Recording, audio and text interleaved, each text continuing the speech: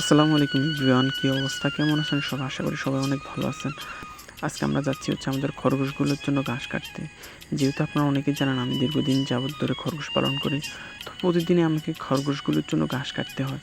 তো আজকে আপনাদেরকে দেখাবো আমি খরগোশগুলোর জন্য কীভাবে ঘাস কাটি। দেখতে পাচ্ছেন আপনারা, প্রতিটা জমিতে আজ কৃষকদের মাটির বুক ছিঁড়ে ফসল ফলানোর যেই উৎকণ্ঠা ছিল, সেই উৎকণ্ঠা আরও 3 গুণ বেড়ে গেছে।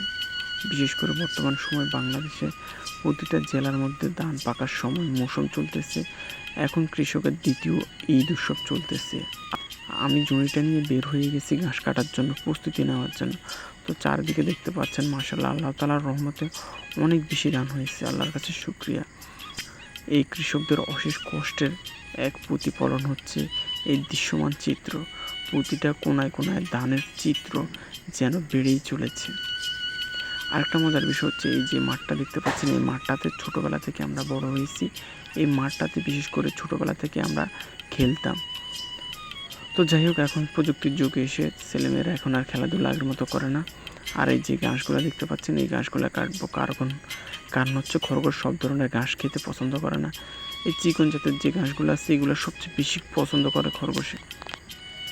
তো যাই হোক, আমরা যাইতেছি ঘাস কাটার জন্য। আর এইদিকে দেখতেছেন যে আমার ভাতিজা ঘাস কাটতেছে। দেখতে পাচ্ছেন যে প্রতিটা থোকনায় যেন ধানের উপস্থিতি বুঝাই দিতেছে যে এবারে কৃষকের মুখে কিভাবে হাসি ফুটবে।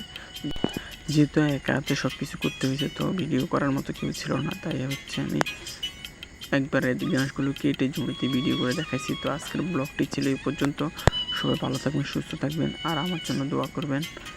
ইনশাল্লাহ আগামীতে আবার কোনো ভিডিওতে দেখা হবে। সে পর্যন্ত সবাই ভালো থাকবেন, সুস্থ থাকবেন। আজকের মতো বিদায়।